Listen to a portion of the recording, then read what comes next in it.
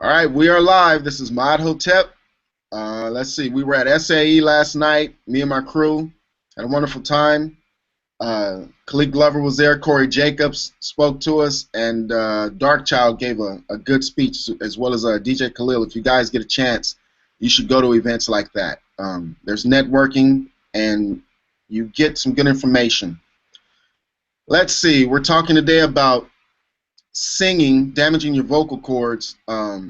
You'll see articles, see stuff on the web about vocal cords bleeding, nodules. Brad Chapman has been saying repeatedly that all that money that's being spent on these operations and such are unnecessary if singers will simply sing correctly. There's ways to sing where you don't harm your voice. And let's see, John Dilley, am I saying it right, John? Yes, sir.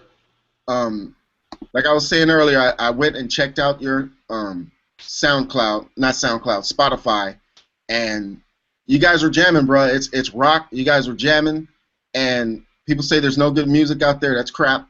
I like your music, and I'm not a rock dude, but when I hear good rock, when I hear good music, you know, I like it, and it made me also think about that.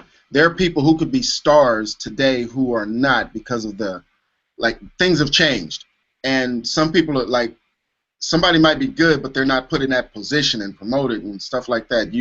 I liked you guys' stuff, bro. I just say like I'm you know, paying you an honest compliment. I never BS. Robert Beal family. Hello. Yes, sir. He has his whole family coming back from church. Props to them. He's on the road. His wife is driving. You know, props to them. All right, here we go. Brad, it's your turn. You take it away. So how do we get these singers? Or well, I'll let you do it. But you know, yeah, let's get on with this. Singers not damaging their vocal cords. Okay, right on. I wanted to kind of make a statement about these hangouts in general and why I do them and why Mott does them. I mean, you know, if I dare be that presumptuous. Presumptuous, thank you very much. They're free because whenever you are offering information to people to help them realize that what you have may be of value, you do it for free. That's just called good business, good general advertising.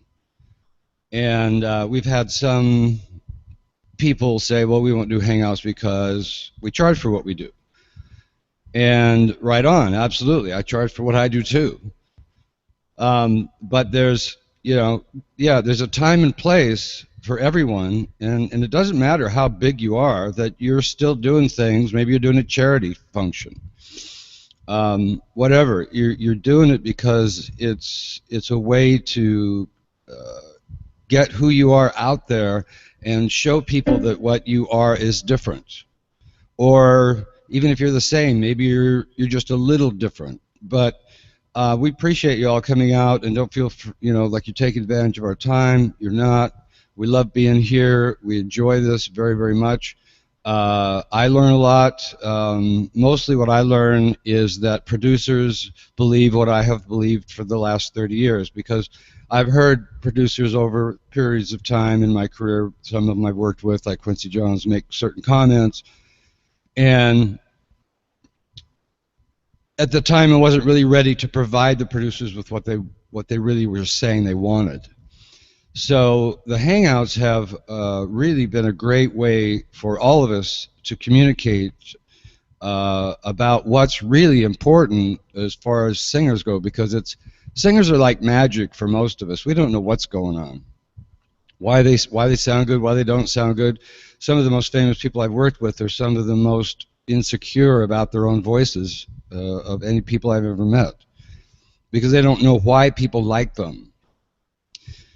So there's a big black hole that we're pioneering, basically, that most people say. For instance, I just posted recently that I don't think it was me, but somebody did a big research on the internet about can a person who is not singing with emotion, can they learn it? And the average answer was no. Basically, it was 100% no. And I have broken that rule for the last 10 years many, many times. Because any human being has feelings. If he doesn't, then that's different.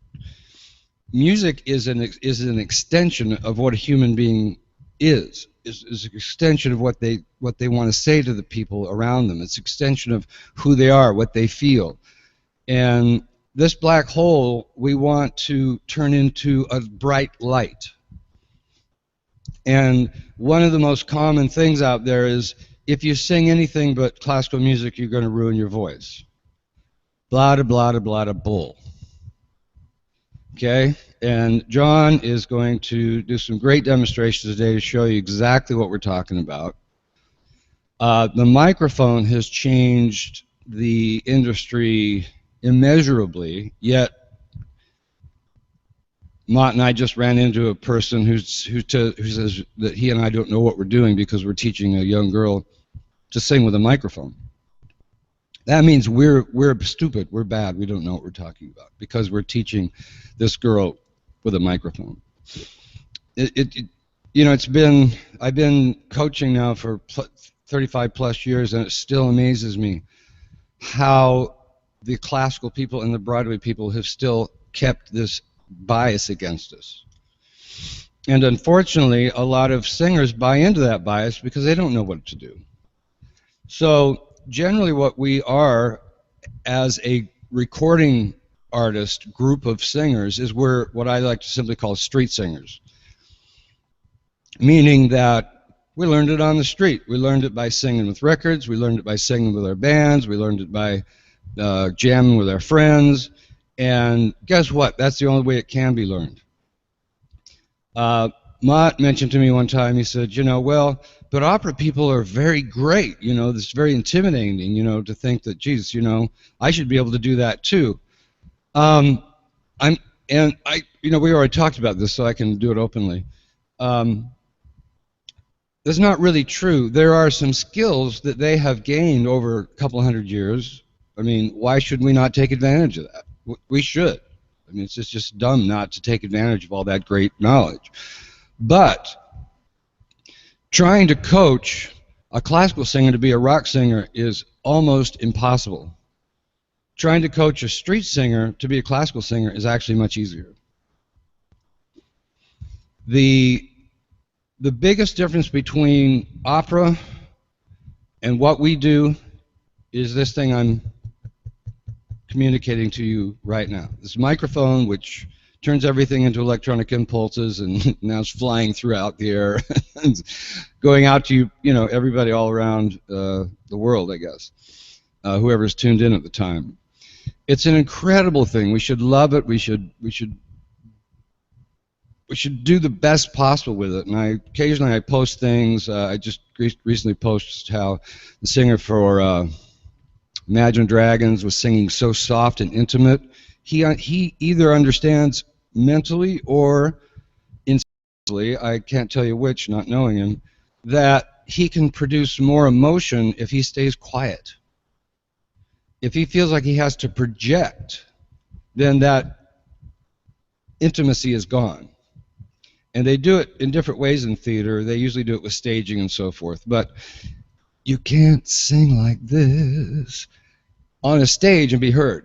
It's just not possible. So what's the biggest difference?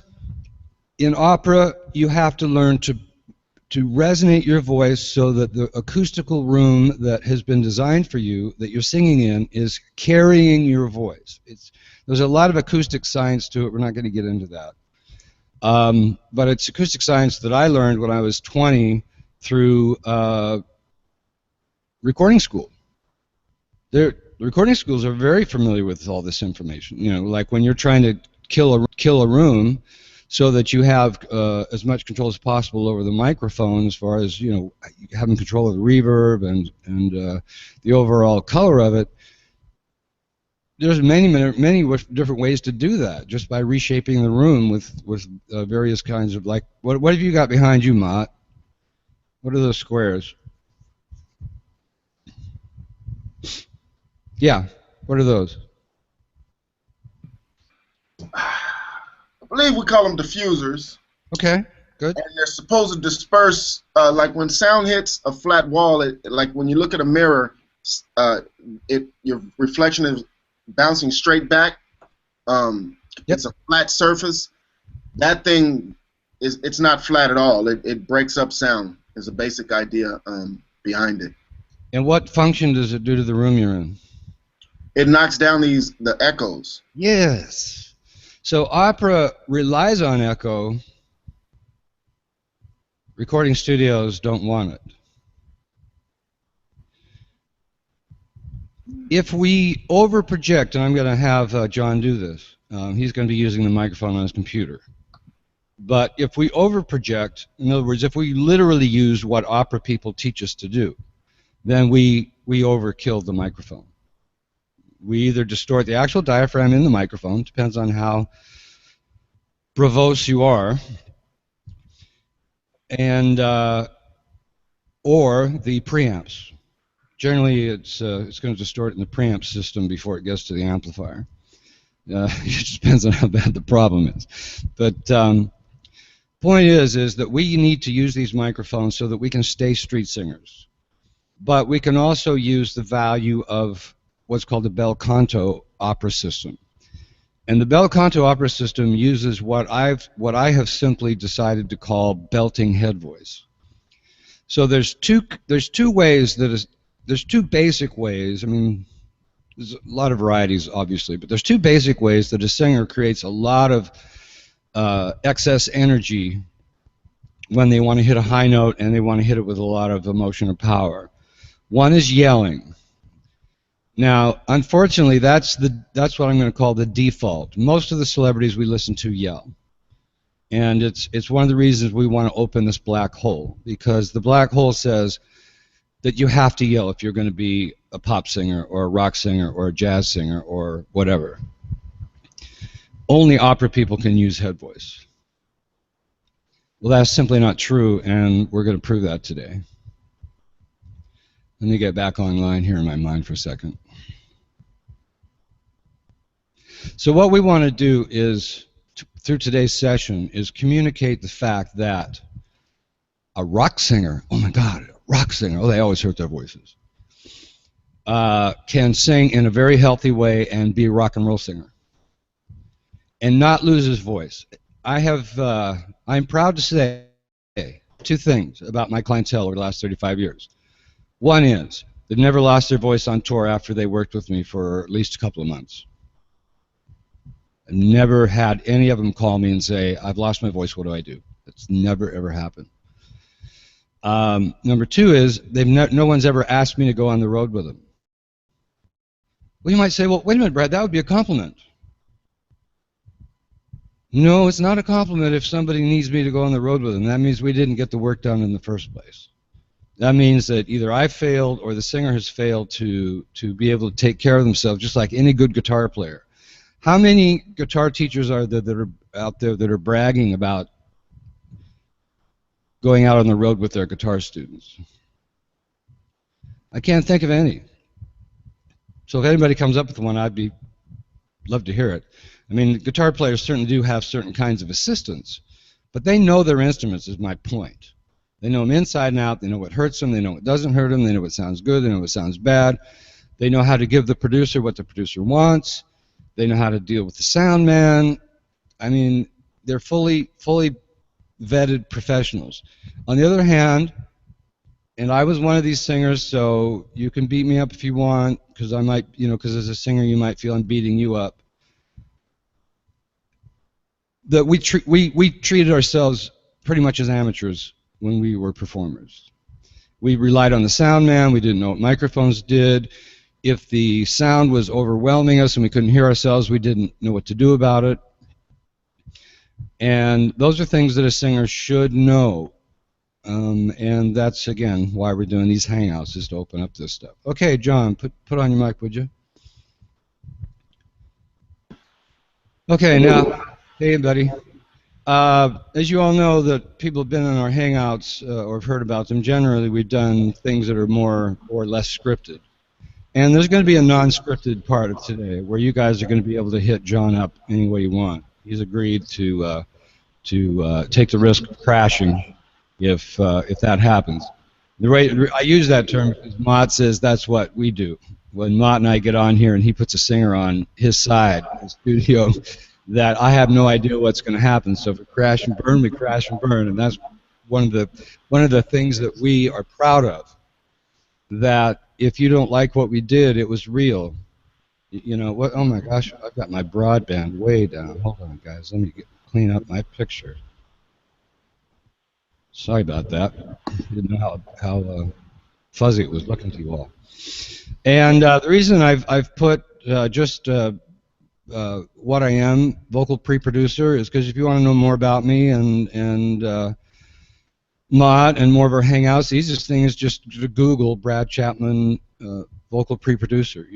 I'm the only one that'll come up, so you get tons of information very quickly, and also, of course, my webpage comes up.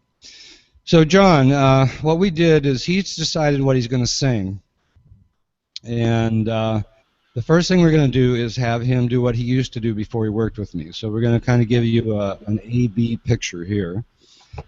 John, you've been with me how long? Let's be fair to the people. It's been a little over a year, I think. Okay, so you know we're not trying to claim, hey, it's been 2 weeks and voila. You know, we're not doing the old.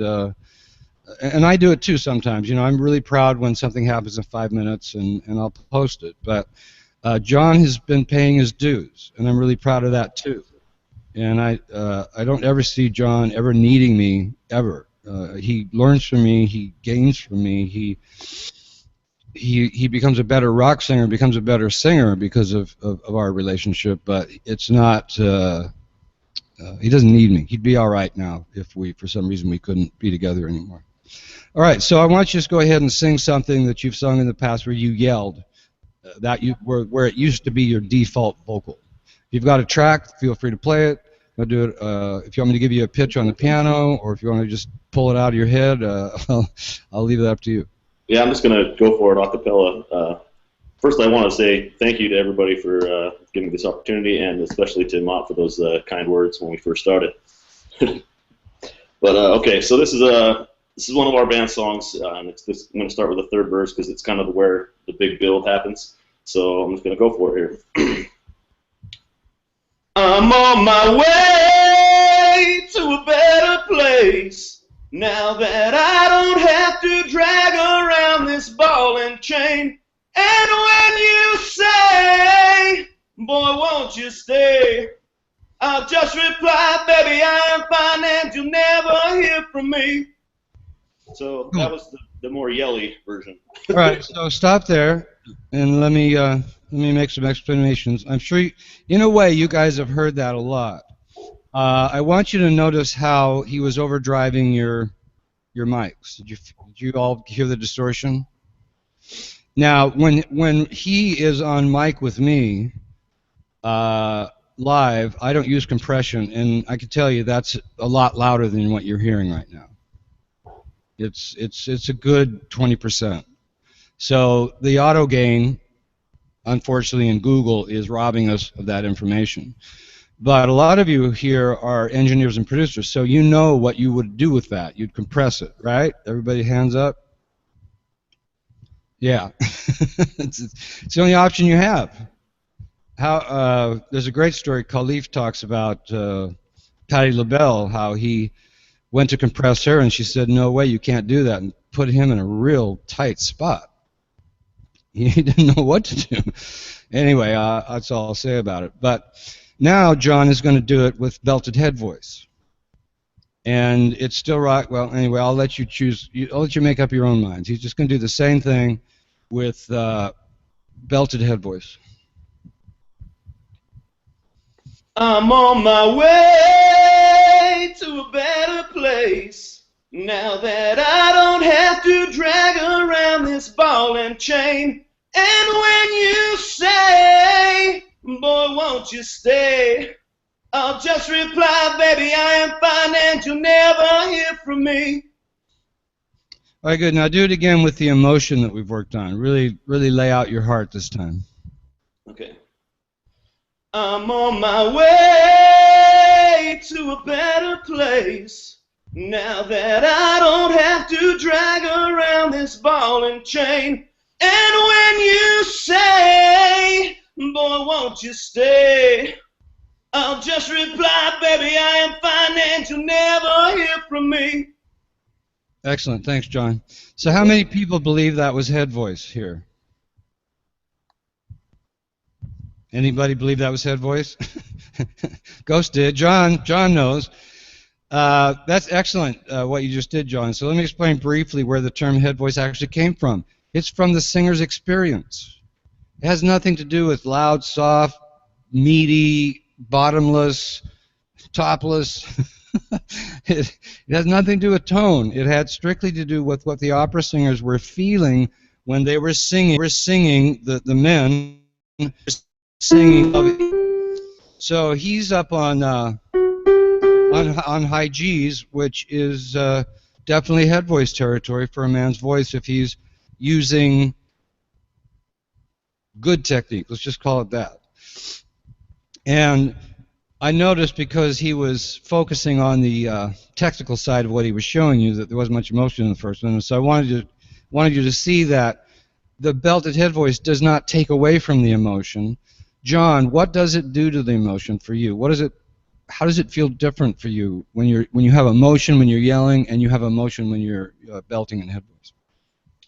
Well, the biggest thing is once I understood how to access that belting head voice, it's like having more overhead. It's like you have more room to play with your emotions because it doesn't take as much effort to just hit the pitch. Now you have more energy to sculpt with, if that makes any sense. And so what it feels like is it feels like that you are pushing the emotion through the voice instead of using the voice to get the emotion. That's how it feels for me. And I want you to notice that everybody's going to say something different because it's subjective. It's all happening inside him. The part that's objective for us is that we either feel the emotion or we don't. But all of the technical stuff that's going on or lack thereof, and one of the things that I've worked with John a lot on is not to think about technique when he sings. Is to make sure that his mind is not on, am I in my head voice, am I in my chest voice, am I yelling, am I, what, all that stuff. We want to get that out of his head as quickly as possible. And one of the reasons a lot of singers yell is because that's the quickest way they can get there. And when they go to a classical coach, and I've made this type of demonstration before. Actually, you can do it for us, John. Give me he just got through learning kind of a classical version of the American Anthem. So use that voice on your song there. That big, there's kind of classical voice on your song. Okay, so it would be, I'm on my way to a better place. Bigger. Bigger? Now that I don't have to drag around this ball and chain, and when you say, boy, won't you stay? Okay, now, if that's what I was telling you all to sing like, would you want to use my technique? Probably not. Yeah, it doesn't work in our world. But that was still belted head voice. So I'm gonna let you guys have some fun now, but let me just cap it off here to say that from my perspective, John has gone from someone who was locked up. He could only do things one way. Now he's a man who's free to sing in just about any way he wants to. Obviously, we're still going to be gaining in range. He's still going to be gaining tenor notes. His band, Mott, as you noticed, John can sing higher than that now. Whether he would have or not, I don't know. We'd have to ask John about that. But he was limited in the keys they set, and they probably did. They do some tuning down of the guitars for you on some of the stuff, John? We generally just play half step below E, so E minor tuning most of the time. So nowadays, is that because you need to, because your range, or because you just like the way the guitars sound? Oh, that's just because we like the way the guitar sounds now. Yeah. Speaking of increasing range, I've gained some notes since I've been working with you that I don't think I would have been able to do just from the yelling technique. Yeah. I had to get to the belting head voice to even approach some of the notes that I use on a regular basis now. So. Right, that was my experience. And so, just briefly, you might be saying, well, Brad, how did you figure it out? Well, I had a classical teacher, and he did give me classical information, and he was the #1 voice teacher in the world, probably still is. But when he would demonstrate to me in those classical sounds, I had at least 10 years of electronic singing under my belt before I worked with him. So I knew what would work and what wouldn't, and I knew that if he wanted to change my phrasing, that it wouldn't work and I wouldn't go there. So I took what I could and turned it into a system now where anyone who's recording can work with me and not have to figure out how to change it from classical to microphone. Some people say, what styles do you teach, Brad? I say basically any style that uses a microphone. So I generally, if someone comes in and says, I want to work classically, I'll usually recommend them to somebody else because my studio's not even set up for it. I have a dead room here. My room is set up for mics and headphones. So I've got reverb on my mic, as you've noticed. All right, so anyone want to ask John to do something for him? Do some demos for him?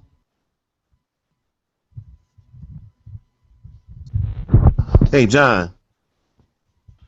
Yes, sir. Robert Beal. I enjoy your voice. Thank you.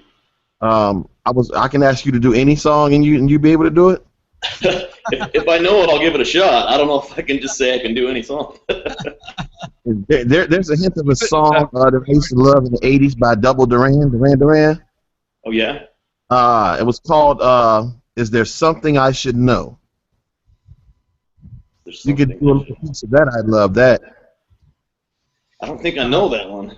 Yeah, I was. Let me clear that up. More like in principles, more like, would you like to hear him demonstrate a yell over a belted head voice, or would you like to ask him how the belted head voice feels, or would you, because he may not know, a lot of songs. Oh. Okay, I didn't mean to put you out there like that. I'm so sorry. So I do want to ask you, how does it feel? Does it give you when you first started trying to use this technique, did it give you a lightheaded feeling until you had grown accustomed to using it and you realized that it was your emotion that you were channeling from inside? Did it give you that kind of feeling, like a lightheadedness and almost like you were dizzy? Or was it just something you are just able to naturally adapt to? Well, for me, it wasn't so much lightheaded, but it does seem to take. It doesn't seem like it takes as much breath pressure, but for a while there, I felt like I just couldn't ever have enough air. But what's ironic is now that I've gotten past that point, it's exactly the opposite. Now that I've figured out how to do the technique much better, it actually takes way less energy and way less effort and way less air. One thing I want to go back to one thing I said earlier when I talked about pushing the emotion through the voice. I didn't mean that to mean pushing was probably the wrong word. What I really meant to say was that the emotion is the starting point, and then it goes through the voice after. At least for me, that's how it feels. And not trying to shape the emotion at the point of singing. It should already be there before it gets to that point. And what I mean by the point of singing is just, when you use your diaphragm, you push the air up through your vocal cords, and it resonates up in your head. The emotion, for me, the emotion needs to come before I even start to compress that diaphragm. I got to know what I'm feeling. I've seen where some people will start to try to sing, and then not even think about what the emotion's going to be till it starts coming out, and that's I think comes from when you try to yell it, you trying to hit that pitch, and then you think about what the emotion is, and that's not ever going to work. No, that's right. Thanks a lot. I appreciate that. So, Ghost, go ahead, buddy. Hey, how you doing, John? Good. How you doing? Hey, I'm good. Hey, I have a couple of questions here. One, do you find that either using a ribbon mic or a cardioid mic affects how you use your belting head voice? And two, when you're writing your songs, now that you're more experienced in this dynamic of singing, are you contemplating when you're writing where you're going to be possibly transposing into major minors or vice versa, and where at in your song you're going to be using a belting head voice now that you have these techniques and tools available? Well, as far as the mics, I haven't noticed any difference as far as how I approach depending on the mic. And then as far as when I'm writing, I just it doesn't really, I don't really think about what voice I'm going to be using. I kind of default to the head voice right now because it's so much easier. There are once in a while where you want to go with a different sound, and if that's the case, then I'll approach that as it comes. But the belted head voice is the default for me now. It's pretty versatile no matter what you're doing then, basically. Yeah, it is. And even when you get down into the a little bit lower notes where it's not even, doesn't even sound like head voice at all, there's still some of the principles that feel the same when you're even singing in lower register. Who are your influences? I don't want to date myself and say who I think you kind of sound like, but I'm hearing like a hint of possibly some Bon Jovi-esque, because he used a lot of head voice. Yes. Yeah, there's very good. Yes. I would say there's definitely some of that. I mean, I've been singing as long as I can remember, so and all kinds of different rock stuff from 70s all the way up through current stuff. I would say there's all kinds of influences, and Bon Jovi would definitely be one of those. So. Thanks, I guess that's dating myself as well. I'll date myself. I used to listen to the Doors. Okay, so John, when you gave the first time you sang, and your vocal did what I call crapped out, and there's a feeling that goes with that. When you sang the way Brad is talking about the belting voice, what I heard was your voice all of a sudden became clear the whole time. It was louder, it had power, and there was a clarity to it. But the first time you sang, it reminded me of, it's like a little kid when, say, I always go back to a funeral. So you're at a funeral and somebody's voice cracks up and just gets all bad. And we're used to that because it says this person has gone over the edge, and there's no clarity in it. Like a kid crying and their voice, and it does that type of stuff.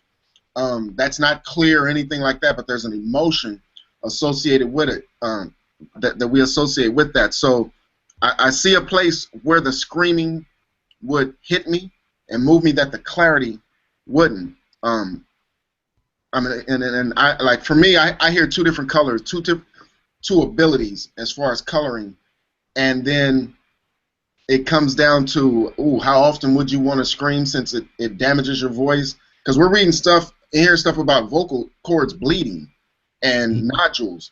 I was looking at pictures this morning of vocal cords, and you know the messed up ones compared to ones that were good, and people talking about having operations and stuff like that. So, you know, you'd have to use it, according to, like, I wouldn't sit up and write screaming songs and have it to where my voice is supposed to crap out and then do 30 shows in like 45 days, and because then I'd have to have Brad with me on the road. I do voice therapy, by the way. Yeah, Brad on the road doing voice surgery with a scalpel or something. I don't do it on the road because I don't have to, but when people come in here, sometimes that's where we start, is on the voice therapy, you know, because they've lost their voice. So obviously I can't help them sing until we get their voice back.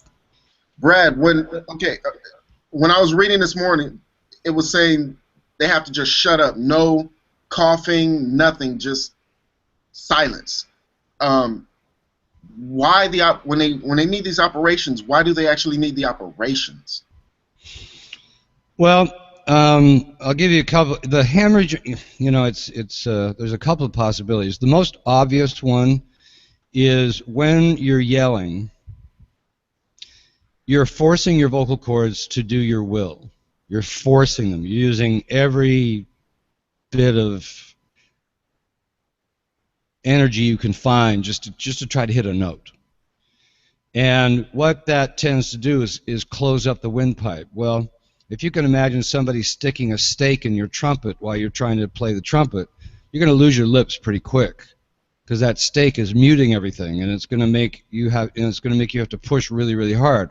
Well, then what's going to happen is your lips are going to start hitting each other really, really hard. They're going to slap each other.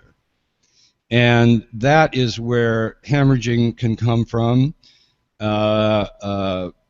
Nodules usually come from the person either had a polyp, which is a blister, and it hurt at first, and or they had the hemorrhaging but didn't notice it, and so they kept doing it. And what happens is the cords could get calloused.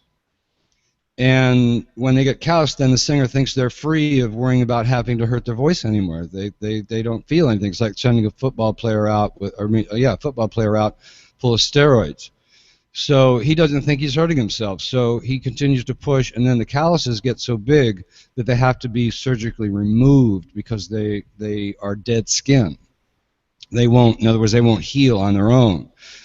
And so there's several ways to damage the cords. Interestingly enough, one of them is singing like this. If I sang a lot like this a lot of the time, my cords are rubbing each other because I'm not blowing enough air to keep them away from each other. You have to have this image that cords have to come together to start a vibration. You have to have that image. And if I'm really low in air, you can see they're rubbing each other. I hope you guys can see that. They're kind of touching. And Yes. They shouldn't be. They should always have this distance between them. So when I'm talking like this, the distance is there. Now if I start yelling, I start this.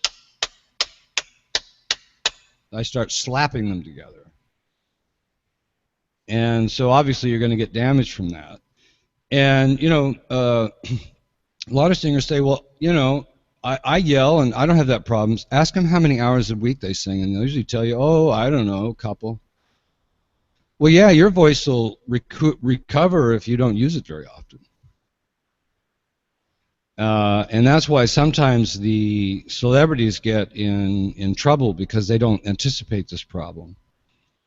And so all of a sudden they've gone from doing, you know, singing once or twice with their band a week, and you know, maybe doing 2 or 3 shows a month, and for some reason they're still very popular, and boom, they get all these tours, and then they can't keep up. So this is a good. I was going to mention. I was going to ask John, how much is your stamina up now compared to the yelling, John? Stamina's it's hard to measure what exactly it is. I know I can sing for, you know, I can do about a 3-hour set, and then the next day my voice will be a little tired, but there won't be any pain, and then and usually it's fine. The biggest thing I've noticed is the stamina when you think about it during one session. It makes it so much easier. We have a song where I would have to hit a lot of high notes kind of in a row, and it used to just be so hard. And now it's, because I'm doing it right, I'm not using as much energy to hit those notes, so now I step up to it, and not only is it easier, but because it's easier, I can sing it more confidently, and it just sounds better in the first place. So, Mott, finish your question, and then I had another more specific demo I wanted John to show you guys. It has to do with vowel shapes. Oh, no, I was finished. Oshita had a question, though. Oh, yeah, go for it. But she may have stepped away. You might have to get her when she comes back. Okay, no, I'm here. I'm sorry. Somebody burst in on me. Good afternoon to everybody again. Good afternoon. Hello. I actually have a question for John and for Brad. Brad, I wanted to start off. So with your explaining with the vocal cords and everything and the yelling and the belting, this sounds like a breath control problem. Is that right or not? What? I'm sorry, it cut out. What problem? A breath control problem. It sounds like, you know, people have an issue with the breathing while singing. It can be called that, but generally the problem is, see, a lot of times people try to oversimplify things, and they say, oh, if you just sing everything from the gut, you'll be fine. Well, no, there's two instruments involved or there's two organs, actually, interestingly enough, plus the muscles, but there's actually two organs involved in singing. One is the lungs. And the reason that they talk about that a lot is because that's where air comes from, and without air you have no sound. But the vocal cords also are incredibly intelligent, and they do amazing things. I mean, literally amazing things. You should listen to Aretha Franklin sing, or listen to Andrea Bocelli. I mean, they just can do amazing things. And then some people who don't have the great voices do amazing things with their emotions. But it's a balance between the two. So yeah, you can always say it's a breath control problem, because if you're singing wrong, if your mechanics are wrong up here in the voice box, then you're going to force a lot of air from your lungs to try to compensate for it. So yeah, you could say you're blowing too much breath, and now that's causing your damage. The other demonstration I gave where I was talking about the rubbing, that's where I'm letting my upper costal muscles be really lazy. Just gotta let it go like this. I'm sure it's not the only reason, but when Kenny Rogers was doing his character, the gambler, he'd say, "On the road down to nowhere." That he got nodules from at that period in his life, and it wouldn't surprise me if that was part of the reason, because it's called dragging. You're dragging the chords. But unfortunately, it's not that simple. You know, you just can't say, "Oh, you got breath control problems." You know, and I understand. One of the reasons I asked John so much to explain how he feels is because this is also individualized. Okay. You know, if I'm working with you instead of him, the exercises are going to be different. The issues are going to be different. How you even feel the same problem being corrected is even going to sound different, because as you feel it in your body, you're going to tend to describe it a different way. Very true. Very true. Thank you for that.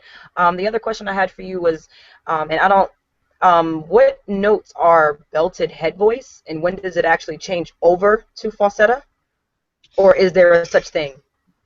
Oh yeah, that's a really complicated question. Only because it's been made. No, wait a minute. Only because it's been made complicated. It's actually very, very simple answer. The Italians were the ones who coined these phrases. So if we go back to people who knew nothing about biology or physiology, we can understand that the terms they came up with were strictly descriptive. And so if a man in those days who was a warrior was very macho and had to be frightening, if he came and talked like this, then everybody would say, "Oh, that's false. That's false voice." Ah. Now, what we know about falsetto now is that it just means the vocal cords are very lightly adducted. It's like, it's just very soft. I'll see if I can do this for you. E flat is the beginning of my head voice. Okay. So, and that's above middle C, or what they call C4. Now, if I start in falsetto, I can work myself slowly into belted head voice. I don't know if I can do it today with this pad. Let me try it again.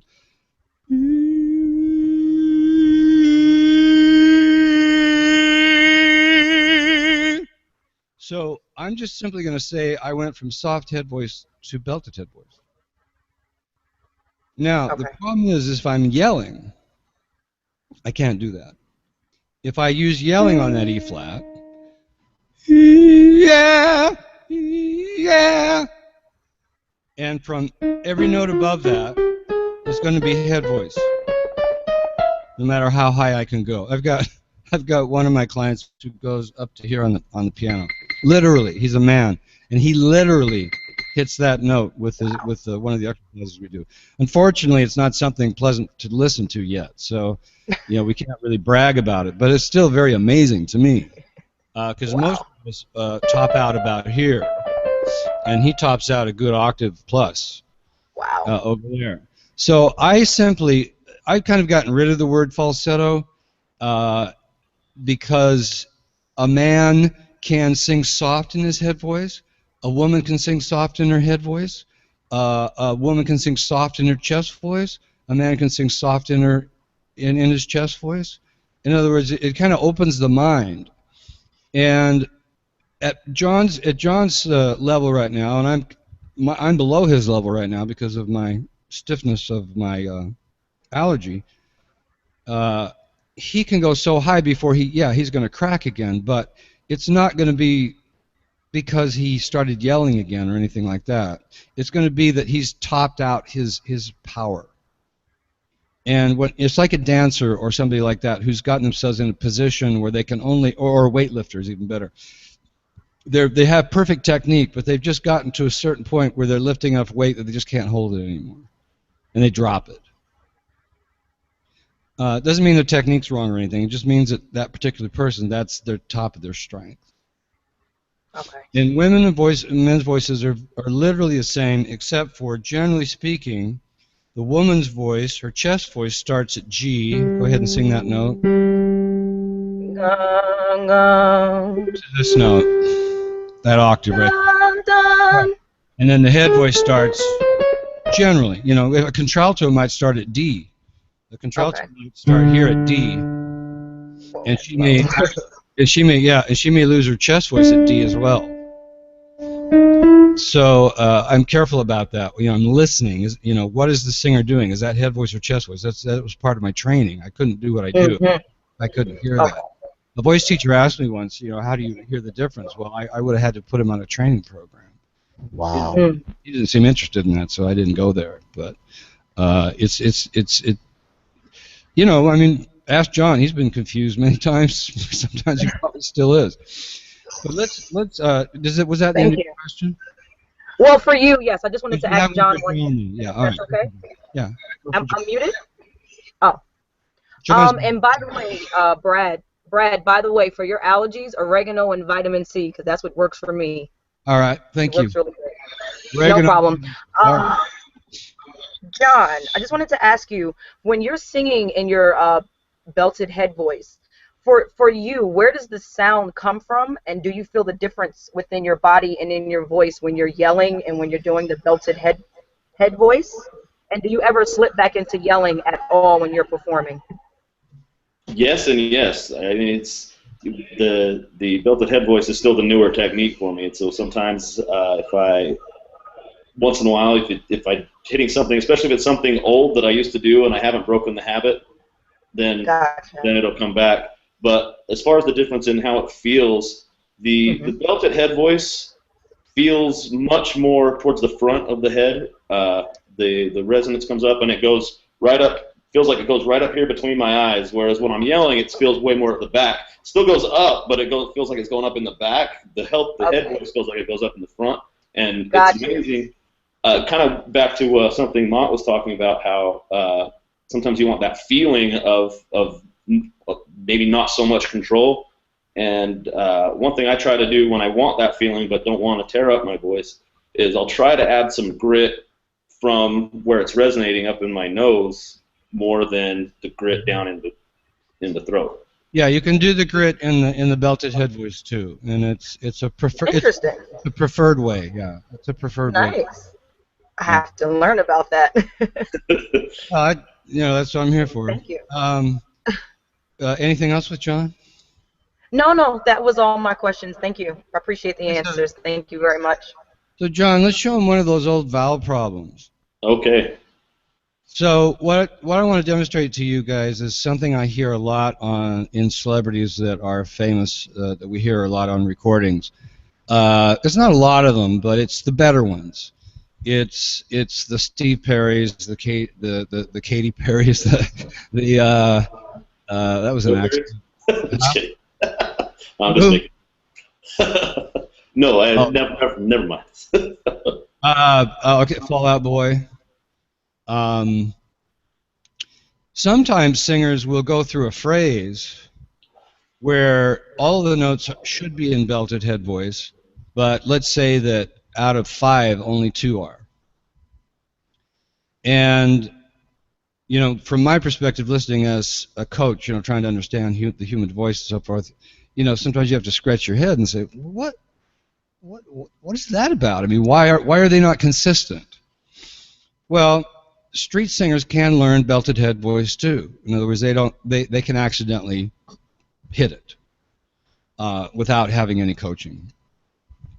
So what we're going to do here is John's going to sing, and we'll have to kind of figure this out as we go. How about let's just go to the last line. Can we do that? Do you have to do the whole phrase, or can we just go to the last line?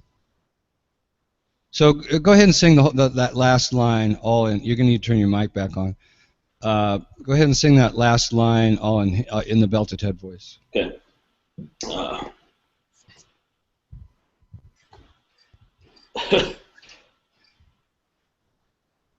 I'll just reply, baby, I am fine. Oh, sorry, I was on the wrong key. I'll just reply, baby, I am fine, and you'll never stray from me. Okay, yeah, so you say, you never. Okay. Now, this time I want you to sing. I know you go higher than that in this song, but that's all right. It doesn't matter. This is F. So it's F above middle C. That puts it in the male's belted head voice. If you know, that's trying to be simplistic. So this time, remember how you'd go never, ne, and then yell on the. Do that. Go ahead and yell on ne, and then sing ne in your belted head voice, and then sing the part, never, in a yell. Remember how to do that? He'll figure it out if you did it first time. So okay. I'll just reply, baby, I am fine, and you'll never hear from me. Right. Okay, slow that down so the engineers can hear where the compressor would have kicked in. Okay. And actually, the automatic gain did kick in. Okay. I'll just reply, baby, I am fine, and you'll never hear from me. You guys hear that? That's not that uncommon for such as a great singer like Katy Perry. She'll go through a phrase where only certain vowels will she yell on. The other vowels she'll sing in a belted head voice, and you say, well, Brad, how do you know that? Well, besides the training, I can tell you two things that I listen for. I listen for the vowel shape. Okay, so this time go back, John, and sing it with the right vowel shape. Okay. I'll just reply, baby, I am fine, and you never hear from me. So you didn't hear that 20% growth in sound, right? You didn't hear the auto gain kick in, right? Much smoother. Hey, Joe. Yep. Was anybody able to hear what just happened? Yeah, it was much smoother when he chose the correct vowels. vowels. Yeah. Right. I have some of those problems. I can have vowel shape problems too. Right on. So this is a big stressor on touring artists, because every time they pick a vowel and yell, then you guys compress it.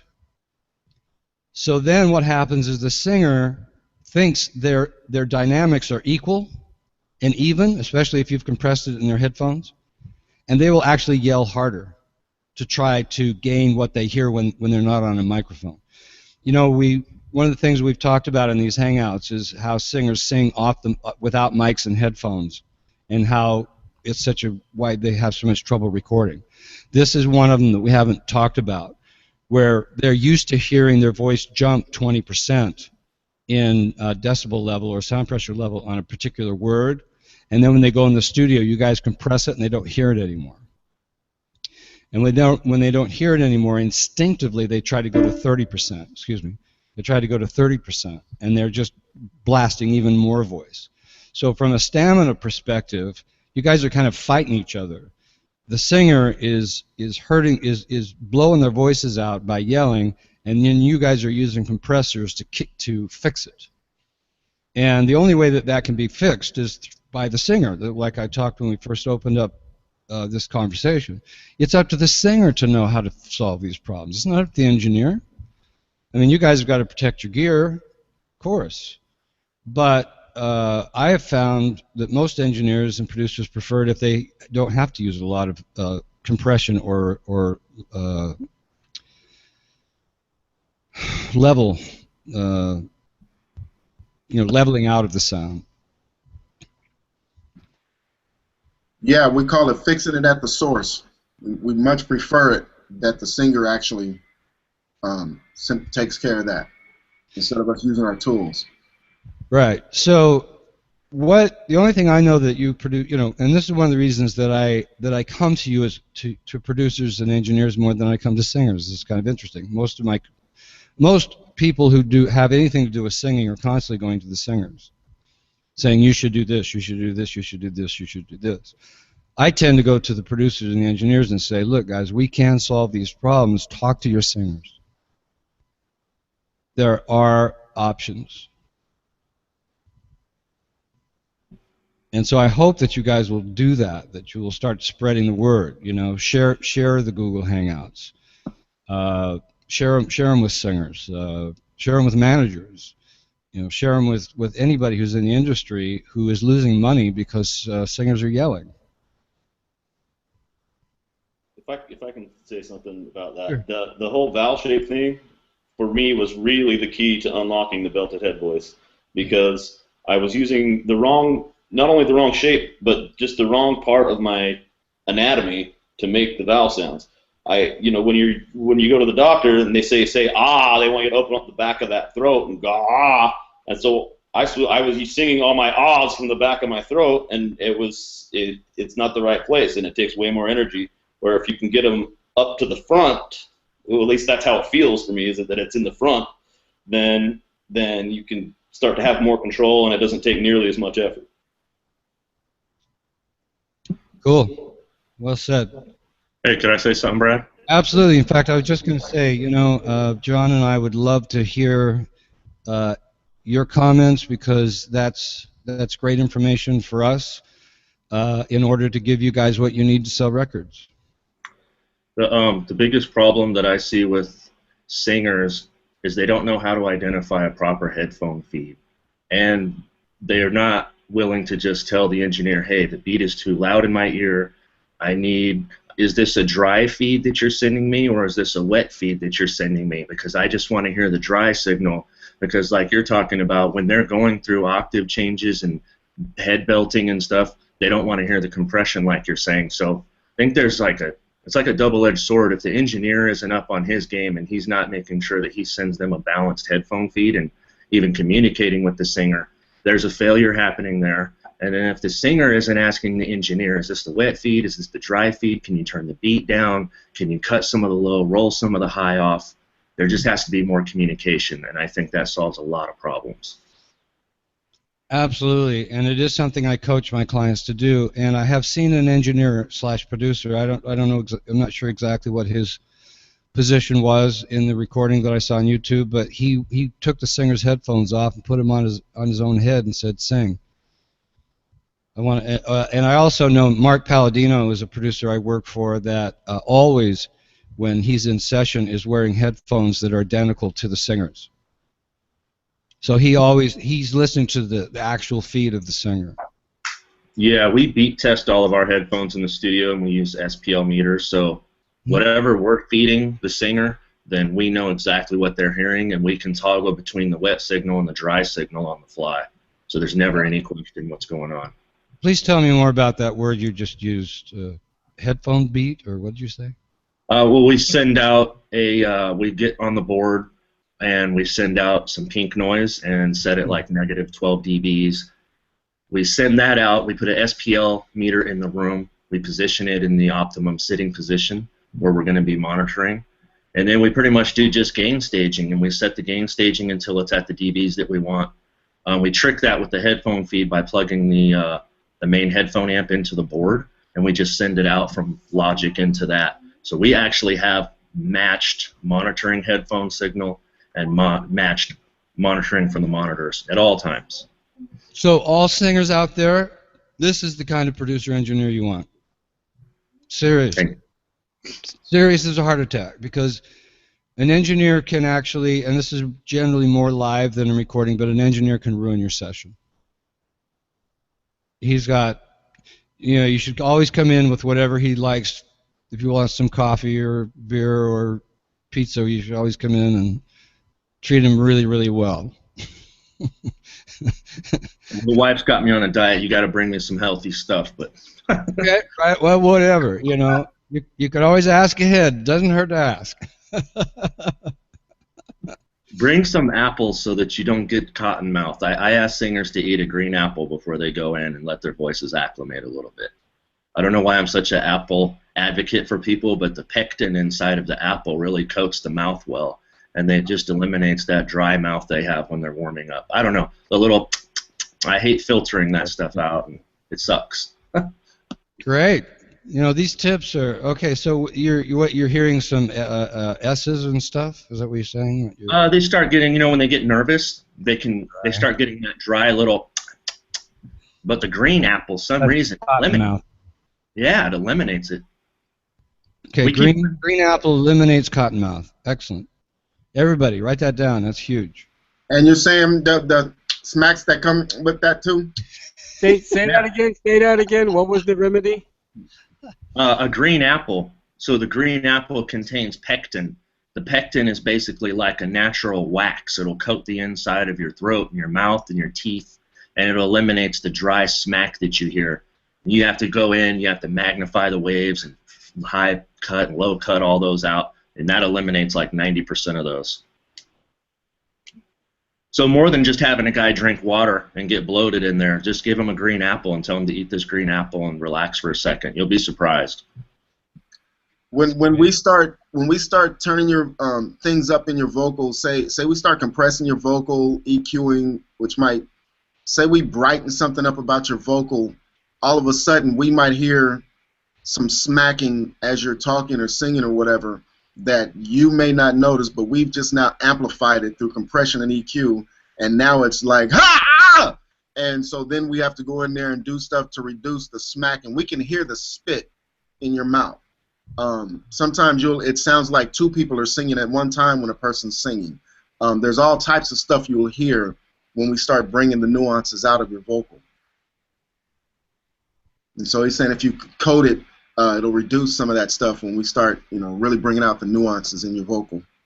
That's one of the first things that's actually made sense to me. A lot of people think that the vocal cords are being touched by things like water or milk or cheese or whatever. Vocal cords are never touched by liquids or foods directly.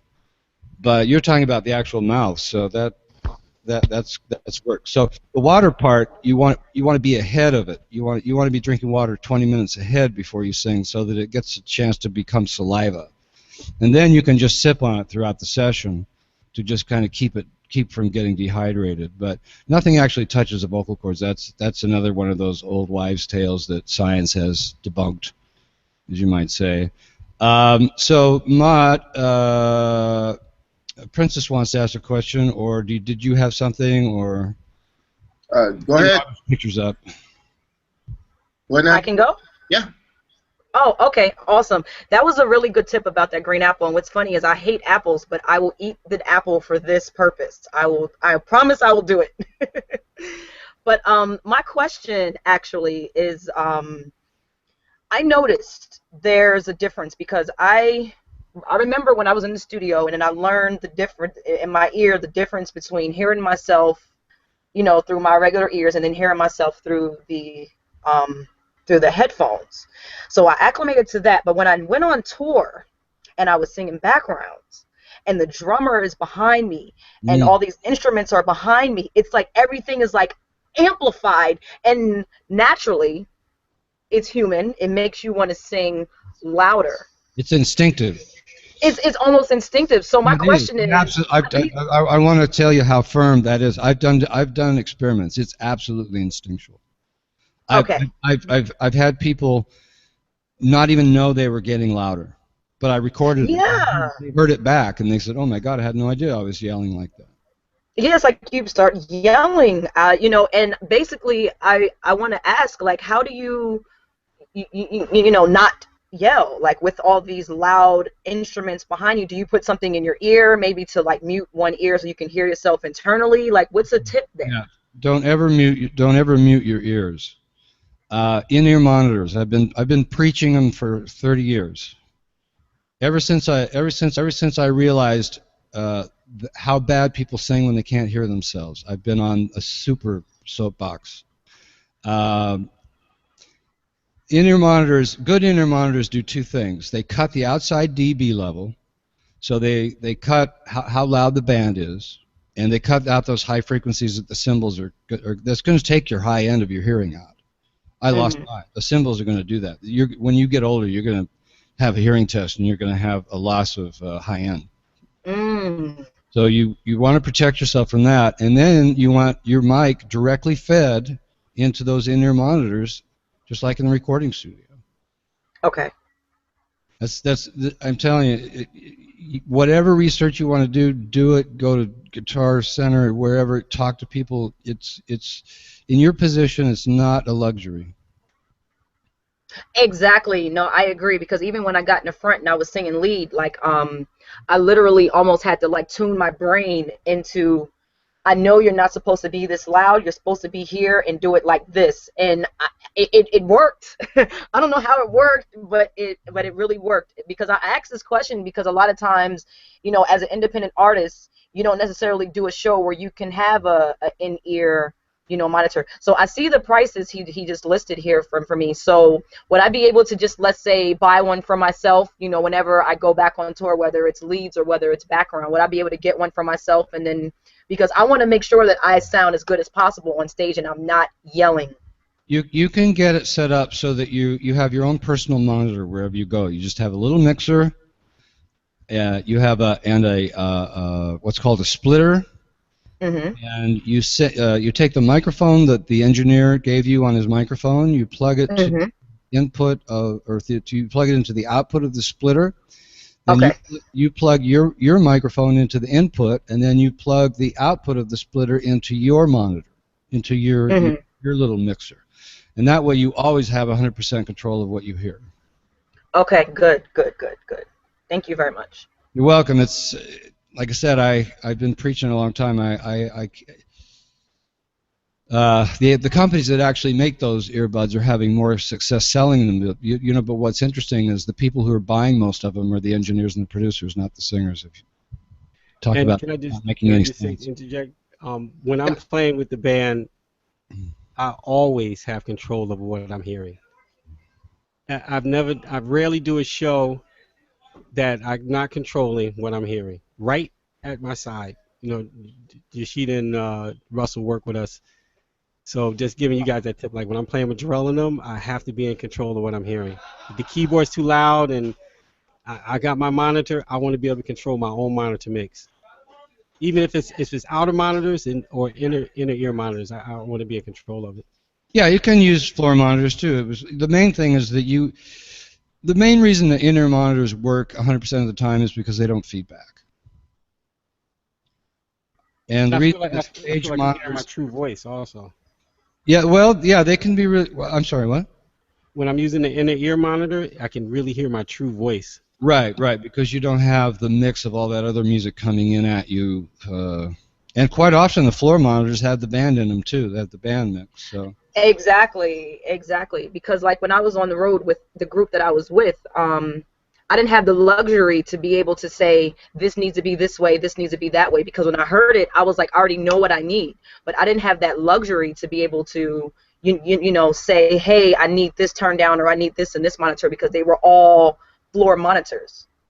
And then one time I experienced where I was in Arizona and the wind began to kick up. So we were on the left side of the stage, and all the wind was being caught literally next to the wall that was by us. So it was like we were hearing the wind, we're hearing the monitors, we're hearing the band. That, it almost drove me crazy. Like, me and the other girl looked at each other and wanted to stop singing because the wind was like, it took over basically.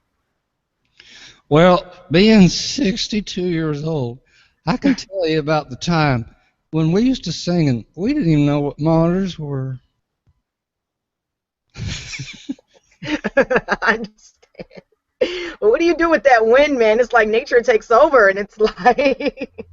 You got me on that one. I'm sorry to hear that happen. Other than, I guess, the inner monitors. The inner monitors, basically what they do is they put you in your own world of complete control. When I was talking to Kevin Cronin of REO, and I was saying, you know, I'm thinking about, you know, kind of designing this little system. I says, you know, because everybody hates their sound man. He says, well, I don't hate my sound man. Well, yeah, he has his own sound man that goes on the road with him forever and always is the same guy.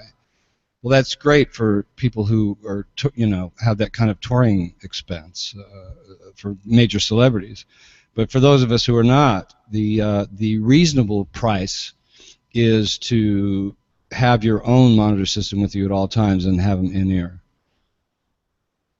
And there's a lot of different prices you can pay, you know, for different fidelity. I don't necessarily recommend you go out and buy the most expensive ones. Just depends, you know, some people, they have enough money, they don't care, they just buy the most expensive ones. But so one time a client bought the most expensive one, and it didn't even behoove her to have them. It had nothing to do with what was going to help her, but she just had to have the most expensive ones, you know. So you run into that, but. What else, you guys? Hey, Brad. Yeah, hey, Robert. Hi, listen, I love falsetto. Yeah, cool. I've been a fan of, you know, Eddie Kendricks and Ron Banks and all those guys, and even the yodeling falsetto users, the baby faces and all those guys, and I love implementing that into my music. Do you think that it's possible? Oh, also Michael McDonald. I think Michael McDonald is a great singer, but he has Adam Levine. Yeah. Yes, absolutely. And I just want to know, do you think it's healthy to continue to try to change what you've been doing for so long and it's been effective? As far as using this technique that I heard you guys using earlier with John, I love singing falsetto, and I don't do it for the fact that I wouldn't do the other techniques, but I just love the way falsetto feels. I love to express myself that way. Do you think it's okay that I can stick with that? Not only is it okay, you'll have more stamina than those of us who've dealt with our head voices. It's just that some people, they feel that they need to have that power in their high notes. John can sing very lightly in his head voice too. We didn't demonstrate that. And like I said, you know, I understand what you mean by falsetto, especially since you mentioned the artist you mentioned. Simply, again, I call that just soft head voice. So what you're doing, Robert, is probably going from soft chest voice to soft head voice. It's very healthy. It's very comfortable. And those of us who would care more about stamina than anything would be jealous of you. Oh man.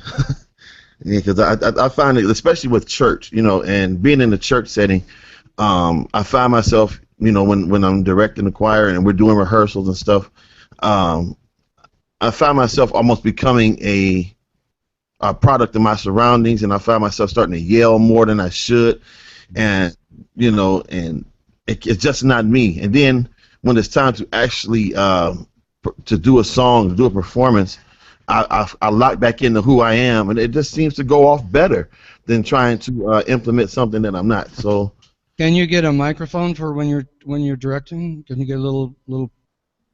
Oh yeah, I use the microphone, but they kind of call me a taskmaster because I'm very meticulous about the notes and. Well, my point is, make it so you can hear yourself clearly when you're talking to the choir if it's burning your voice out. Yeah, because it does. Because I have to teach not only the tenor part all the way down at the bottom, but I Oh. also have to teach the soprano part all the way at the top. Mm-hmm. I'm up in those areas, so you know, yeah, it can become a stressful thing, but I just try to hang in there. No, I would say absolute yes to you. Also, we have to be realistic. You know, there's no part of our body that can just do things over and over again without damage if we just do, you know, whether we're doing them right or not. I mean, athletes fight with this a lot more than we do. Mm-hmm. And it doesn't mean they're doing it wrong. You know, I mean, just because we have belted head voice doesn't mean that we're guaranteed to have stamina forever. Yeah. It's just that we have more stamina than people who yell. And people who use light head voice have more stamina than people who belt head voice or yell. You especially have more stamina than people who yell. And sometimes when I'm talking to my clients, especially if they're planning a tour, we'll talk about how the sets are put together, and you know, what days of the week they can get a break. And by the way, Mott, you had said something about them telling the singers not to speak at all. That's did they have to mention for how long? I was just reading the article. It was 5, 10 days, 2 weeks. No more than like, That's all right. They used to tell them like 6 months, and that was just, they found that was way too long. Yeah. 6 months. Yeah. Wow. Yeah, they actually found that the chords got so stiff from just being, you know, not used, that by the time they started singing again, it was really difficult. So yeah, now they might give post-op 5 days, 10 days, then a voice therapist to clean it back up. And one of my beefs about that is that you've got people out there who are getting dependent on their surgeons and their voice therapists, and not taking control of their own lives, and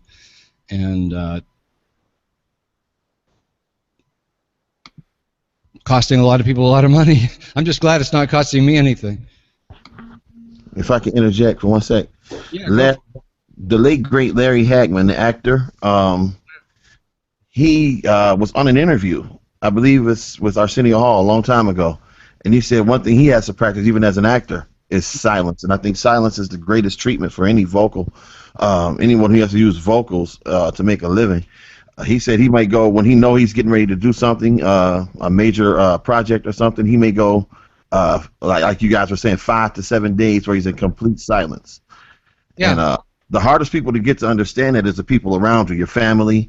You know, they think you're not trying to communicate with them because you have an attitude or something. But I found that silence is the best way. A lot of times I actually practice with silence. Like I might have an artist who I'm doing a cover song for, and instead of trying to sing along with them after I've learned the song, I'm in silence the whole time. So by the time I get to the performance, I'm locked in, and I've saved my voice, and it comes out a whole lot better. And I just thank God for that, for silence. Oh yeah, and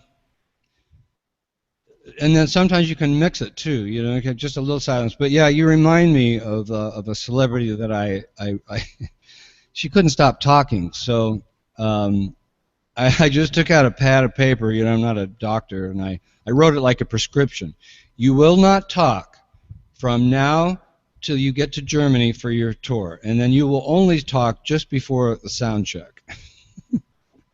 I just read. Can I just say something? Sam Smith was down. They had him down for a couple of weeks, so Yeah. he had to do it for a couple of weeks. Well, because the problem is with singing, as well as talking, people aren't taught to talk correctly with the proper breath pressure. Mm-hmm. You know, so they wear their voice out speaking, just regularly talking on the telephone, trying to talk over music, things of that nature. So if you talk with the proper breath pressure, you will not tire your voice out. You see, and that's what, you know, something that I've learned, you know, through the years is also talking and speaking correctly. Most people speak to the end of their breath. Mm-hmm. Yeah, that's a terrible habit. You know, so I just wanted to throw that in there. I'm gonna. I love it when I go to the, you've been there too, Ma. We love it when we go to a Grammy event and they've got a disco guy going there and the music's blasting and we're trying to network. Yeah. Thanks a lot. Almost everybody there is using their voice to some extent. Yeah, you're yelling in there. Yeah. That. I have not made a complaint about it, but mostly because I can't go anymore. But it's just stupid. Go ahead, Ghost. Hey, bro, this is like a little two-part thing. Would the Isley Brothers, would their style be a lot of the soft belting head voice you're talking about? And then John, softer, yeah.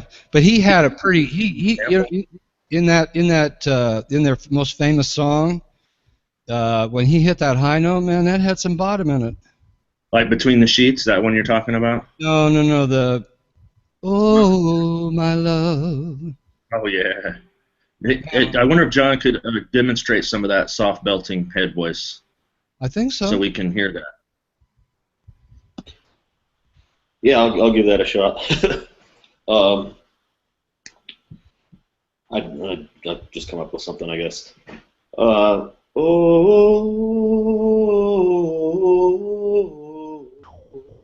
You'll have to get up to at least. What was that? You'll have to get up to at least here in your range. Okay. Use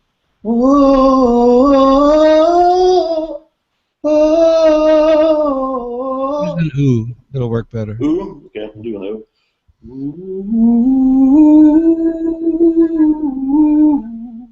Yeah.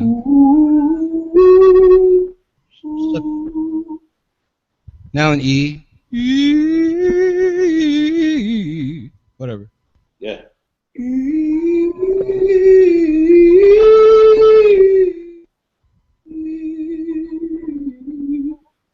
Those kinds of things. See, that's not his forte, but yeah. You remember Sam Harris? Oh yeah, I could train him. Yeah. Yeah, that's who I'm expecting. That up. Sam can do anything. Jeez. Yeah, up there, up in the clouds. Well, that's where I have to go when my voice is bad. I have to ooh, like that's easy, but belting head voice, forget it. Yeah, I'm with Robert. Like we were really loving, like with Sam Harris when he would go up there. We were really loving that. He still performs around LA, by the way. Oh, he does? Yeah. On this website, ohniww.org, there's a thing that says prevent vocal hemorrhage. And talking about vocal hemorrhaging, hemorrhaging, it says once the blood vessel ruptures and blood has leaked into the vocal fold, all that is usually needed is avoiding hitting your vocal fold again. Yeah. In this case, that means complete voice rest for a week while the blood reabsorbs. If you rest completely for that week, you should have no negative consequences. If you don't rest, the blood will persist and cause scarring. Right. And that's like the nodules. See? And it says, how do I know if I've had a hemorrhage? Sudden hoarseness, loss of range, pain, the need to push through the performance, and voice fatigue. Yeah, those are all great answers. Wow, that's good to know. And I posted the link over there. I'm going to post it in Pensado Students also, the links to this stuff. But it was a very good article. There's two separate articles there by the same people basically saying the same thing. But one's also covering nodules and has some real good pictures. These are some good pictures. Yeah, it's amazing what you can see now. Sometimes it's hard to understand what you're looking at, but it's amazing.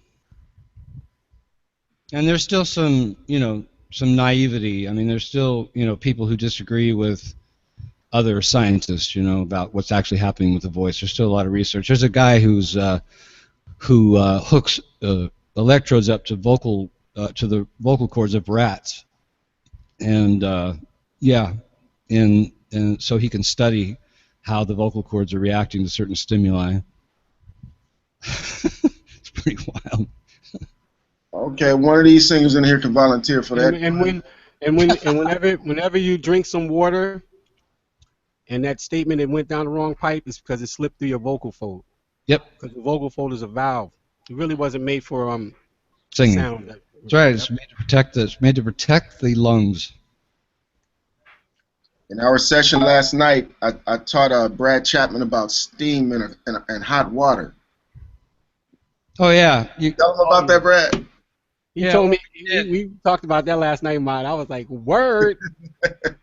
I thought it was pretty you cool. can just take a cup. If the water's super hot, you just take a cup and just sip off the top. Don't drink it, because you don't burn your tongue. But just sipping can feel pretty good. You know, it's Now, when you're saying sipping, you're saying sip the steam, steam. Yes, not the water. not the water. No. Yeah, the Steam. steam. Yeah. Sipping steam. So you know, it's like, hey, yeah, I'm over here sipping some steam. This is a hot cup of water, and he's sipping. He had Kenzie. We did an hour training session last night at Brad's house. We were in LA, and I asked him, could I stop through, and he said, yeah. It's a cool dude. And he had her sipping steam. And it sounds funny. It sounded funny, but it was cool. That was props to him. That was cool. If I said that to my friends, they know I'm so crazy about vocals, they wouldn't be surprised. Now he's over there sipping steam.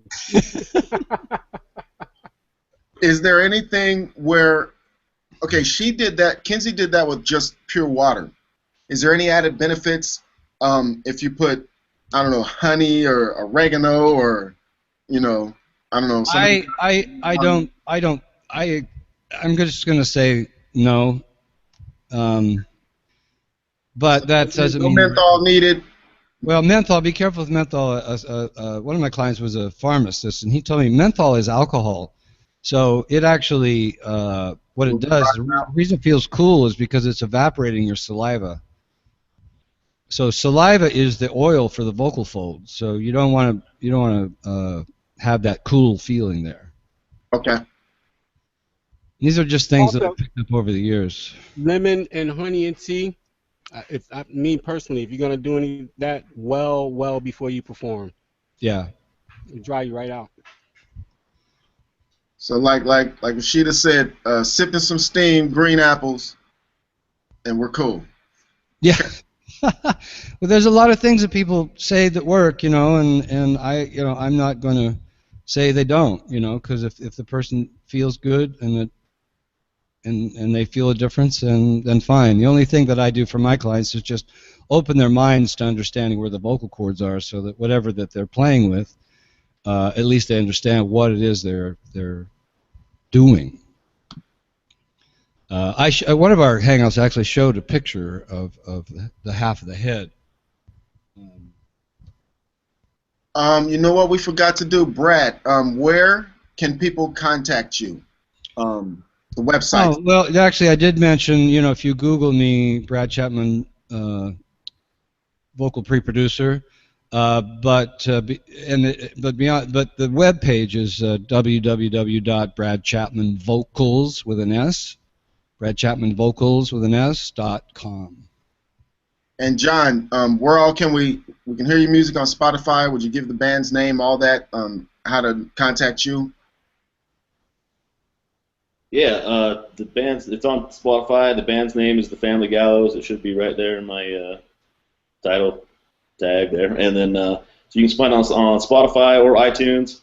And if you need to email us, it's just thefamilygallows@gmail.com. And we can't wait till the next record when he'll really be singing his ass off. You're damn right. And maybe doing some softer stuff too.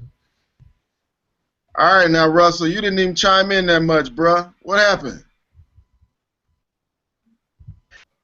Well, I just been taking it all in, honestly. I'm a pretty new singer myself. It's been many years since I sang, and so I'm in a recording studio now, and everything you guys are saying is exactly what I'm experiencing.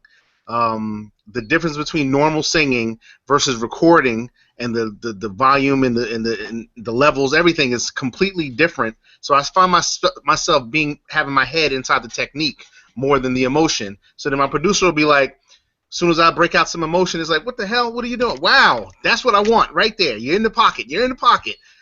And so it's that balance between dealing with as a singer and dealing with the producer or your engineer as to what is the right way to go about things. So it's been an interesting ride for me, and I'm starting to kind of get it. So all these tips, I'm just eating it up. I'll be honest with you. I was happy to find out about this at the last minute, but I've learned so much in this one session that I can immediately use. Is mind-blowing right now. So I want to thank you guys for everything. I didn't mean to be quiet on it, but I'm just sucking it all up and taking it all in there. So everybody has had some really interesting perspective on this. So thank you much. What you need to do, bruh, is get your producer to watch this so that both of you are on the same page. Because you'll come in with this knowledge, and if y'all aren't on the same page, it's a little bit of at least a little bit of a fight. Yeah, I actually called him during, and he was on the road. He's a cyclist, so I couldn't get him online with it. But trust me, he knows this stuff. With same producer Joe talks with, Jarrell. You probably know him. Jarrell, with a G? Jarrell, no, Jarrell, that's with Ray Goin us. Oh, okay. Well, check this out. This is recorded and will be on YouTube and will be held against us in a court of law. Oh, yeah, all of this stuff stays on YouTube, so anybody you're going to work with, you can just say, hey, watch this before you work with me, just to tell them so that we'll be on the same page. And that right there, a lot of people get that. Being on the same page is actually important, and that alone should bring, you know, somebody who actually cares. And that brings up a great opportunity to talk about why I call myself a vocal pre-producer. Russell, is I work with you and the producer so that you guys are totally on the same page all the time, and that you're totally prepared before you even walk into the studio. You guys, we've all three of us, we've worked out every detail, and when you start actually tracking your vocals and rather than practicing, in other words, that's what practice or pre-production is, then your tracking goes better. It has a lot more emotion and a lot less frustration, and it costs a lot less money. So there's my little pitch for the day. Awesome. Thank you so much. Welcome. You friended me, right? Did I accept that? Yes, you did. Thank you so much. Nice to meet you. Yeah. Likewise. Yeah, my Facebook page, you guys, is for professionals only, so that I, can keep it. Yeah, exactly. You don't want a lot of starry-eyed kids on there asking a lot of dumb questions. So when people make friend requests, I make sure that they have some background. And it's just like, with the business side of it. I always tell, my friends, Russell will tell you that it's always good to pick up a book on the anatomy of your art, and what you use your body for and how you're using it when you're singing. So that when you get with someone like Brad, you're not asking them a dumbass question. Yeah. Hey, and you know what? Speaking about having a book, do you guys suggest any books by any chance? If you can find a copy of the one that I read, it's E. Herbert Cesare. It was called The Voice of the Mind. E. Herbert Cesare, The Voice of the Mind. I recommend The Artist Way by Julia Cameron. Yeah, that's great too, especially for the emotional side of it. Yeah, and also the first grade book for piano. Epic. That's a good one right there. Oh, that one's epic. It's so simple and epic. Like anyone who doesn't know how to play the piano, if they do the first grade book at the end of it, you could tell them, I want you to play an F sharp minor exotic scale, and they'll just hammer it right now. Wham! It's awesome. Okay. Yeah, music theory is a good thing to have. What was that again, Ghost? Which book? The first grade book for piano. It's an old book. It's literally old. It's like 80s, I think. But it's so simple, and it walks you through steps. Like from the start of that book, you won't know anything. At the end of the book, you can touch any key on the piano and play that scale right now. You just put your hands down and wham. It doesn't mean you're going to write great songs, but that means you could sit down and someone could tell you to play this scale and you're going to play it. You could compose three-finger chords with basses, and it's more music theory. So when you're writing your songs, you can actually think about what it is you're doing, where the notes are. You can follow along. It's I don't know. I'm a nerd, I guess. Good. Got it. I wrote it down. I'm gonna get that. What'd you say, Robert? What was the author's name for that book, First Grade Piano? Oh, I don't remember. Let me look it up. I'll look at it right now. And while he's looking that up, what all did you want? Books about what? You didn't specify. Just what we've been talking about, songwriting, books on what?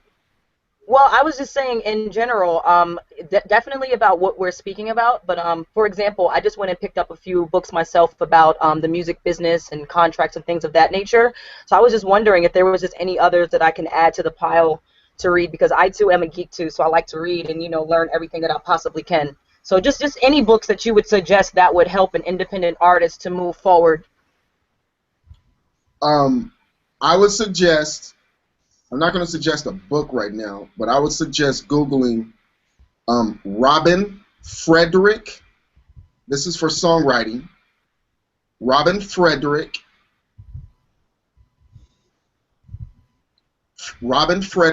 Pat Patterson. And there's one more I'm forgetting right now. And then Google Brad Chapman Hangout. Brad Chapman Hangout.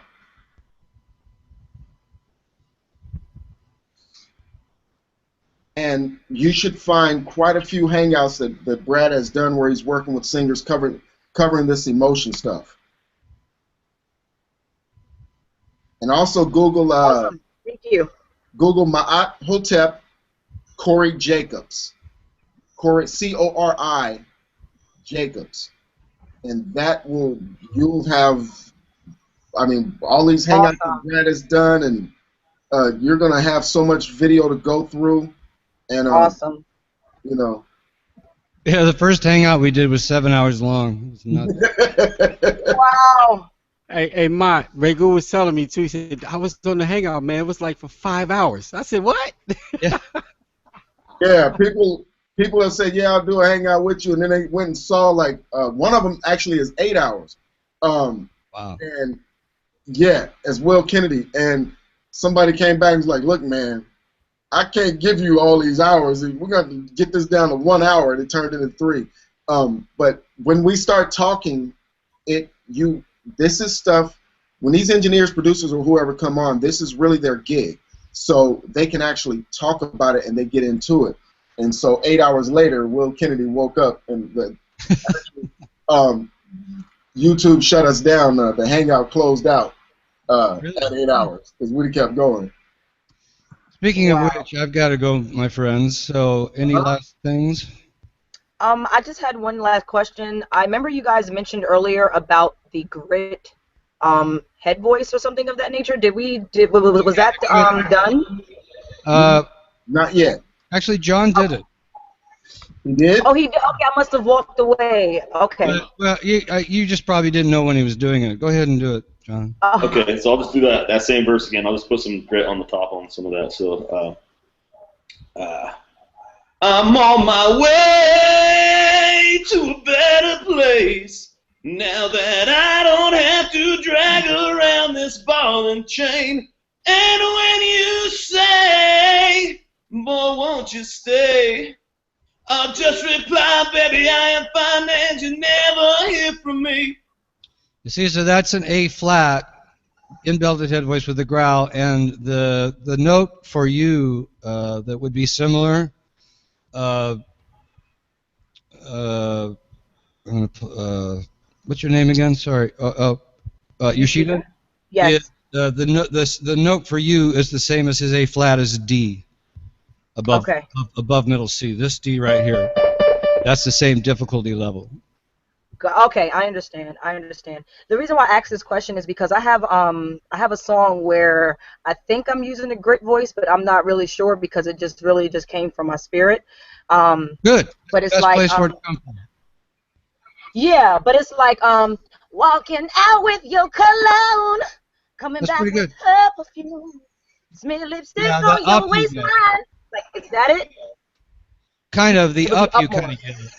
Up you kind of yelled, but it's in that area. Okay. We should do a hangout with her. It really takes knowing your belted head voice really well before you're sure that you're doing it right. Correct. Okay. That comes back to the training. We should do a hangout with Ashiba. All right, Yeshiva, let's do on 2 weeks. Yoshida, no problem. I would love to. Yeah, you'll be the singer I work with, just like Mott was saying. Awesome. And Ralph Murphy, I said Google, but actually they're all on YouTube. Ralph Murphy for songwriting. There are Ralph Murphy. Okay. Yes, there are excellent videos on songwriting for this stuff. But like I said, the stuff with Brad, like there is tons of stuff where Brad has tons of content on there now. But the private lessons, you guys, are different than what we're doing on the internet. And the private lessons, they're specific to you. It's a different thing. So you guys might want to get a private lesson at least just to see what I'm talking about. We're set up. We have we said, we're gonna just pay for 2 months straight up and for Kenzie, because I want her to get that extra stuff. So she'll get this type of stuff with me here, and then there's stuff she'll do with Brad. And everything adds up as we go along. You know, each thing is a piece to the puzzle. Excellent. So. Excellent. All right, you guys. And before we do that 2 weeks. Huh? Okay, before we do that in 2 weeks, if you guys would like, I can send you some links to my music so you can hear where I am. Yeah. And I don't know if Saturdays or Sundays are better. What do you guys think? I'm open. It's it's up to you guys. What's better for you? Saturdays were fine, bro. I'll do this, pretty much. Yeah. All right, we'll do the Sunday. So I'm gonna go, but you guys feel free to keep going, keep hitting up John if he's got the time. And I'll see you all soon. Thanks again, guys. Bye bye. Thank you, Brad. All right, thank you. Thank you, Brad. See you, Brad. All right, before we head out, you guys got anything you want to say? You want to do anything? That was a great hangout, Mott. I really enjoyed it, man. I agree. It was awesome. That was a privilege for me. It was incredible, very informative, and I really enjoyed it. I especially enjoyed Princess Yoshida. Oh, wow. Thank you. I love your voice. I love what you do. I love the character in it. And all I heard was a little bit, but thank you. And God bless you. As far you go as far as you're going to go. Thank you. God bless you as well. And, put those links up, Robert. I don't know. Robert, you got some range on you, bro. Yes, he does. I'm learning. I'm working with some great people. I'm hoping to get back out there to Fresno and get with Mott soon. Bro, welcome. And did you see Fred out there this past weekend? Yes. Yes, I'm the one who took that picture of him at by the Day Pensado Pictures. Yeah. That was phenomenal, man. I got this song. I put a little sample on Facebook because I want to make sure that it's completely mixed right. Say Good Night. If you guys go on my page, I put up a little video and you can hear a little bit of what's going on with that, and you can tell me what you feel about the song, the lyrics, and maybe the vocals itself, and you can hear it. All right, now John, are you recording and producing yourself? No, I'm not. I just came on to help with Brad's demonstrations. No, the music that I heard. The music you heard, we recorded a studio in Salt Lake City called Ruby Road with a producer named Joel Pack. Okay. And it's I don't know. I like working with him. He was pretty good, but I don't know. We're seriously just getting going with this project. So. Okay. Like I said, that was good. All right. I was gonna say, if you did that all by yourself, like a lot of us do it all by ourselves. And I was like, if you did all that by yourself, like, bruh, props. No, that'd be a little beyond me right now, honestly. Great, John. Okay, so Sheeta, you're next.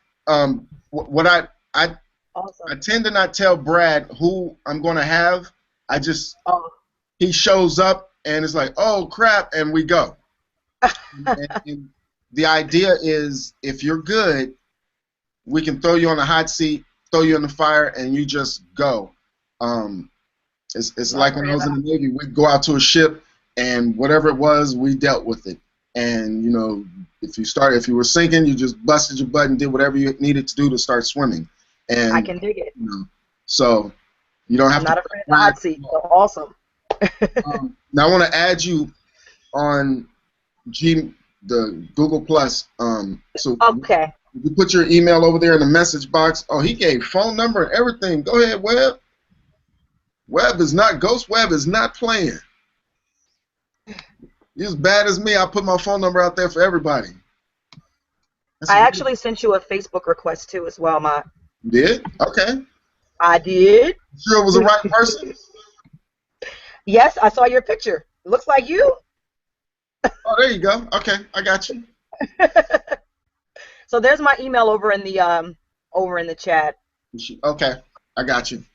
And how should I send you the links? Because it's pretty much Reverb Nation and SoundCloud, but how can I send you that? Just send it to me on Facebook. Okay, sounds good. Send me a Facebook message. Oh, we got John Dilley also. Okay. I'm gonna add both of you guys. Hold on Google Plus. Did you guys have any comments about the singing? Anything we didn't go over that you guys wanted or whatever? I'm pretty good. You guys gave me so much information. I gotta wrap my head around this. Nope, going once. Uh-oh, Russell. All right. I got you too. I'll be adding all you guys on It was beautiful. Plus. Okay, so nobody has anything they want to add to what we've said or anything they want to talk about that wasn't clear or anything like that? So it's crystal clear. Thank you very much, man. No doubt about it. You gave me a lot more to think about. And like I said, I'm new to this game, but I'm getting a baptism of fire. So again, it's a pleasure to hear all the different perspectives. You guys know what you're talking about, and keep up the good work, man. And hopefully we're gonna all stay in touch. All right, gladly. Y'all are welcome to any of these hangouts I do. Not all of them are like this singer stuff. I have songwriters come on. I have mastering engineers coming. I have producers, engineers, all types of. But you guys are welcome to join any of them. All right, then. We're out. If you guys have nothing else. John, thank you. Mott. It was beautiful. Yeah, What a great John. Great. That was awesome. Thank you, guys. All right, fam. Thank you, everyone. Huh? I just said it was awesome. Thank you, everyone. Yes, indeed. All right. John, you're the man. Enjoy. Thanks, John, for the demoing for us, bro. You're welcome. My pleasure.